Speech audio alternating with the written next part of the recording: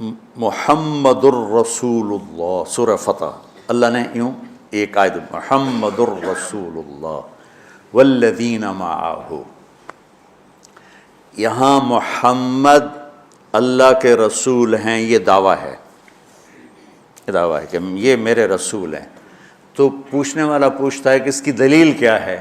تو اللہ کہتا ہے اس کے ساتھیوں کو دیکھ لو، ایسے ساتھی صرف نبی کے ہوتے ہیں اور کسی کے نہیں ہوتے۔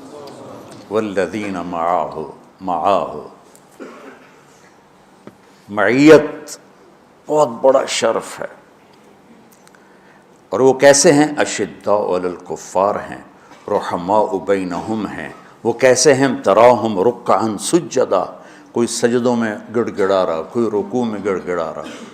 اور اخلاص ایک باریک چیز ہے جس کو موت سے پہلے ہم دعویٰ نہیں کر سکتے کہ میں جو کچھ کر رہا ہوں اخلاص سے کر رہا ہوں، لیکن وہ اتنے اللہ کے قریب ہوئے کہ اللہ نے ان کے اخلاص کی خود گواہی دی، یبتغون فضلا من اللہ ورضوانا۔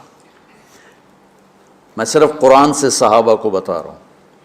تتجافى جنوبهم عن المضاجع يدعون ربهم خوفا وطمعا، میرے نبی کے ساتھ چلنے والے صحابہ کیسے ہیں؟ راتوں کو اٹھ اٹھ کے روتے ہیں، بستروں سے جدا رہتے ہیں۔ کیسے ہیں؟ كانوا قليلا من الليل ما يهجعون، رات کو بہت تھوڑا سوتے ہیں۔ وبالاسحار هم يستغفرون، اور پھر سحری کے وقت توبہ استغفار کرتے ہیں۔ یہ کیسے ہیں؟ یؤثرون علی انفسهم ولو کان بهم خصاصہ، خود بھوکے رہ کر یہ اوروں کو کھانا کھلاتے ہیں۔ یہ کیسے ہیں؟ لقد رضی اللہ عن المؤمنین اذ یبایعونک تحت الشجرہ فعلم ما فی قلوبہم۔ یہ کیسے ہیں؟ یہ قرآن صرف بتا رہا ہے کہ صحابہ، آخری بات درجہ بندی کی، لا یستوی منکم من انفق من قبل الفتح وقاتل، میرے محبوب آپ کے صحابہ کی دو ہیں جماعتیں، ایک وہ ہیں جو فتح مکہ سے پہلے ایمان لائے، اور ایک وہ ہیں جو فتح مکہ اور اس سے آخر تک ایمان لائے۔ یہ جو بعد والے ہیں نا، یہ پہلے والوں کے برابر نہیں ہو سکتے، اللہ نے فرق مراتب رکھا ہے۔ لیکن ایک وعدہ میرا آپ کے ساتھ ہے، وہ کیا ہے؟ کلن وعد اللہ الحسنى، میرا وعدہ ہے آپ کے ہر صحابی کو جنت دوں گا، ہر صحابی کو جنت دوں گا۔ اور یہ پہلی جماعت ہے جن کی حمایت میں قرآن اترتا تھا۔ اور ایک عجیب ہے، ایک لفظ قرآن کا، ایک لفظ، ایک آیت اتری، لا یستوی القاعدون من المؤمنین والمجاہدون فی سبیل اللہ۔ یہ آیت ایسے اتری جیسے میں نے پڑھا ہے کہ اللہ کے راستے میں جہاد کرنے والے اور گھر بیٹھنے والے برابر نہیں ہو سکتے۔ ٹھیک، عبداللہ بن ام مکتوم نابینا صحابی ہیں، انہوں نے جب آیت سنی کہا یا اللہ یہ کیا کیا؟ وہ میں انا محتاج، میں کتوں جا کے جہاد کرنا ہے، میرے لیے تو گنجائش دے۔ سبحان اللہ، یہ کیسے لوگ تھے؟ جبریل دوڑے آئے اور وہی کیا لائے؟ ایک لفظ، صرف ایک لفظ کہ یا رسول اللہ، اللہ فرما رہے ہیں کہ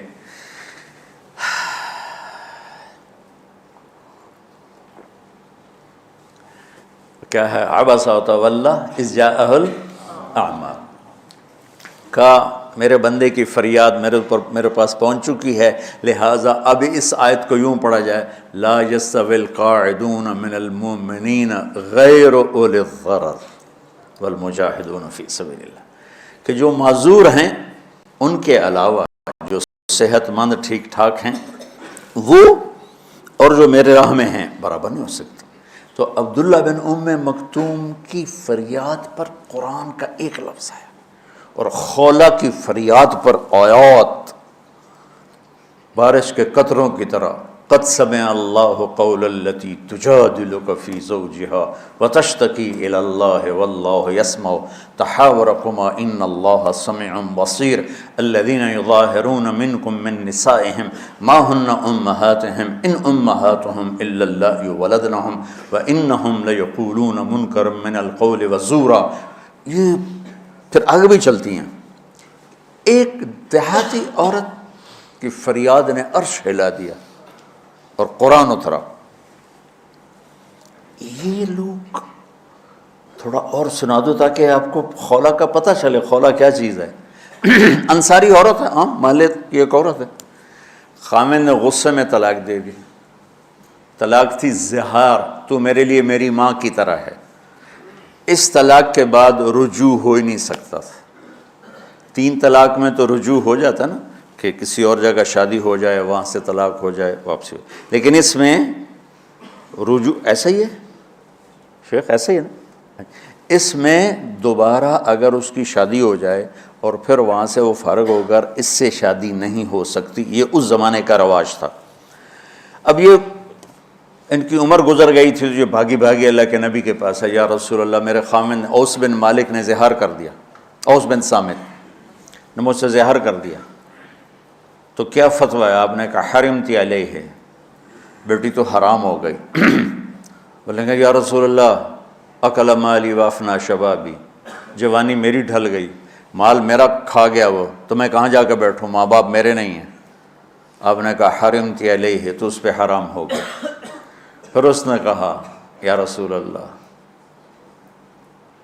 میرا کیا بنے گا؟ تو آپ چپ ہو گئے، کہ جب وہ مانتی نہیں تو کیا کرو، آپ چپ ہو گئے۔ حضرت عائشہ رضی اللہ تعالیٰ آپ کو کنگھی کر رہی تھی۔